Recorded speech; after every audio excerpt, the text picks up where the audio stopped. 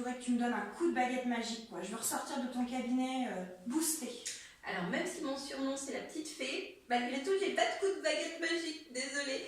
En fait ça prend un petit peu de temps de travailler sur soi et il faut passer par différentes étapes.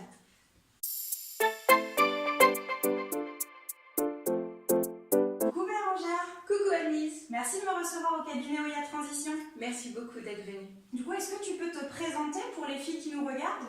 Donc je suis Bérangère sans Froid. J'ai créé Oya Transition il y a 1 an et demi. En fait, j'exerce depuis 14 ans, d'abord à Paris, en banlieue parisienne, depuis 5 ans et demi ici, puisque je suis tourangelle. Je peux te dire, j'ai fait une première carrière dans l'enseignement. Maman enseignante, grand-mère enseignante, j'ai suivi la ligne. J'ai vécu une première reconversion professionnelle à une époque où c'était beaucoup moins simple que maintenant, définitivement. Je me suis orientée vers le monde de la formation. Voilà, en fait, un chasseur de tête est venu me chercher là où j'étais et m'a proposé de prendre la direction d'un gros centre de formation. Et puis, la crise économique est arrivée et là, j'ai dû réfléchir à mon projet. C'est une réflexion profonde et je me suis dit définitivement, il manque une notion d'accompagnement. Et c'est comme ça que j'en suis arrivée à mon premier métier. Et du coup, est-ce que tu peux nous parler de ce métier? Qu'est-ce que tu fais aujourd'hui? Tout à fait. Moi, je fais de l'accompagnement dans les transitions professionnelles et les transitions de vie. Je voulais surtout savoir ce que tu appelles une transition, justement. D'accord. En fait, des transitions, on en passe tous dans notre vie. C'est un changement dans sa vie, une étape, une première étape, cet état de transformation, un petit peu ce poisson qui sort du bocal pour aller plonger dans le bocal d'à côté. On est un peu sur ça et qui permet d'arriver à une deuxième étape. Souvent, ça permet de progresser, d'avancer dans sa vie, que ce soit sa vie professionnelle ou sa vie personnelle. C'est souvent en lien avec ce qui nous habite et les valeurs qui sont en nous et ce qui fait sens pour nous. D'accord. Et donc toi, quelle est ta journée type? Quel type de personnes est-ce que tu rencontres? Quels sont leurs projets globalement? Alors, j'ai pas de journée type, c'est pour ça que je m'ennuierai jamais de faire le métier que je fais. Je rencontre des gens extraordinaires tous les jours, extraordinaires, en dehors de l'ordinaire, définitivement. Je vais rencontrer quelqu'un typiquement qui veut se réorienter professionnellement, je vais pouvoir l'accompagner sur ça, sur l'élaboration de projets professionnels, sur du bilan de compétences ou de la validation des acquis de l'expérience. Je vais rencontrer des chefs d'entreprise qui vont vouloir être accompagnés eux individuellement, accompagner l'entité entreprise dans le changement, ce qu'on appelle la conduite de changement, et puis accompagner certains salariés s'ils sont mal au travail pour des raisons différentes. Et puis je vais rencontrer des gens comme toi, comme moi, simplement des gens qui viennent, qui s'assoient ici, qui passent cette phase de transformation, de transition dont on parlait, et qui ont besoin de venir s'asseoir pour en parler et pour essayer un petit peu d'éclaircir les choses. D'accord, très bien. Est-ce que tu peux m'expliquer comment on passe de cette vie que tu as eue avant à cette vie d'accompagnement, de transition, j'allais dire? Alors déjà, on se fonde sur sa propre expérience et puis on retourne étudier beaucoup. Moi, personnellement, je retourne tous les ans en formation pour me reformer un peu plus à des nouveaux outils d'accompagnement. Je pense qu'il faut que ça fasse sens pour soi. Et que quand ça fait sens pour soi, on se met en action. Et je sais que tu as fait des vidéos super inspirantes sur ça. Vous avez entendu les filles? J'ai trouvé que c'était tout à fait ça. C'était exactement ce que ici on pouvait vivre dans ce cabinet.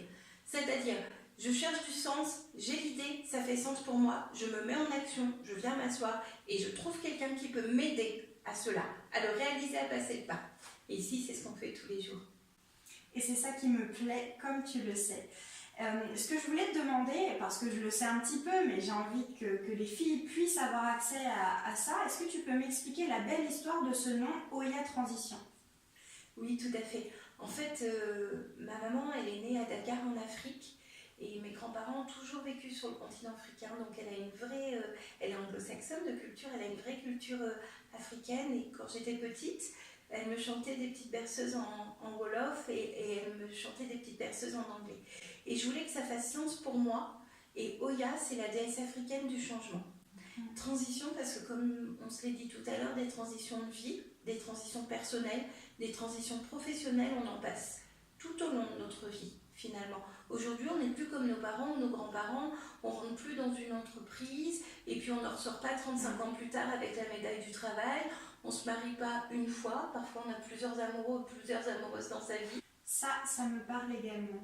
Ce que j'aimerais aussi que tu m'expliques, ce sont tes outils. Comment tu accompagnes les gens? Quelles sont tes bases?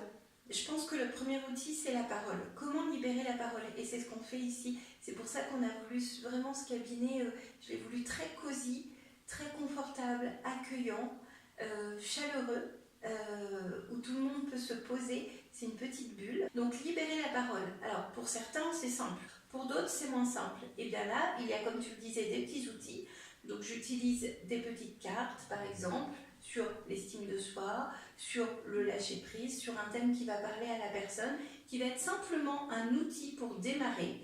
J'utilise aussi des outils psycho du travail, des tests, par exemple.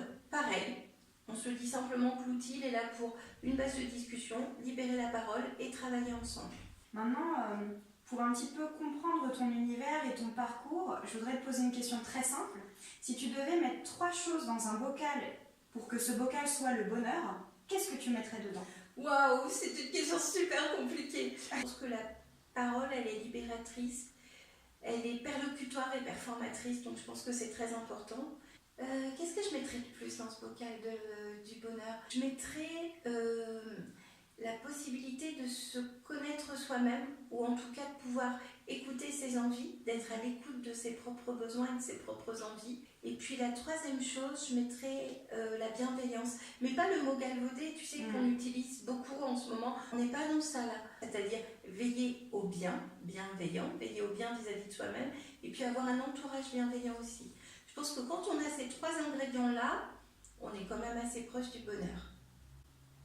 En tout cas, moi aujourd'hui, je suis très heureuse d'être avec toi et j'aimerais vraiment que les filles puissent profiter de ce que tu m'apportes aujourd'hui. Et c'est pour ça que je voulais te demander, si une fille nous regarde aujourd'hui et qu'elle a envie de réaliser quelque chose, que ce soit personnellement ou professionnellement, qu'est-ce que tu as envie de lui dire aujourd'hui? D'oser. Et c'est difficile d'oser parce que c'est sortir de sa zone de confort.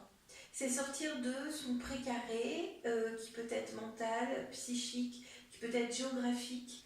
Mais qu'une fois qu'on a fait le premier pas, même si ça a beaucoup coûté, en fait, on s'aperçoit qu'il y a des choses qu'on voit un peu plus loin qu'on ne voyait pas avant de faire ce premier pas-là. Donc, avant de faire le premier pas, souvent, les peurs paralysantes sont de cet ordre-là, c'est « Ah bah oui, mais où est-ce que je vais aller? Qu'est-ce que je vais faire ?» etc. Mais par contre, par quel chemin on va passer? Peu importe. Ça va se dessiner tranquillement. Et c'est pas la peine d'anticiper ça, parce que l'anticipation, c'est aussi très paralysant. D'accord, ça c'est quelque chose que j'ai entendu dans une interview récente. Elle disait que c'était important de se mettre en action, mais que pour autant il ne fallait pas être dans un acharnement, qu'il fallait accepter les portes qui s'ouvrent et qui se ferment pour un petit peu avancer, mais d'une manière un petit peu plus naturelle. Oui, alors accepter les portes qui s'ouvrent et qui se ferment probablement, j'irais peut-être un petit peu plus loin, ou en tout cas différemment, je dirais pouvoir se créer ces opportunités-là. Et je pense que chacune d'entre nous, on peut se les créer à l'intérieur, on les a. C'est pour ça que c'est important parfois d'avoir une personne extérieure et un regard, parce qu'on ne voit pas toujours les portes qu'on a devant soi, on en voit certaines, mais pas toutes. Et avoir un regard bienveillant et un regard autre permet de dire « Ah bah oui, cette porte-là, je ne l'avais pas vue, effectivement, et ça pourrait être une autre façon de faire les choses. » Très bien. Eh bien, en tout cas, aujourd'hui, on a passé un très très bon moment, et puis on va fermer cette porte avant d'en ouvrir une autre, et ça, j'en suis sûre. J'espère que vous, les filles, vous avez été inspirées par cette interview. Et puis, on se dit à bientôt. À très bientôt. Merci à toi, Annelise. Merci.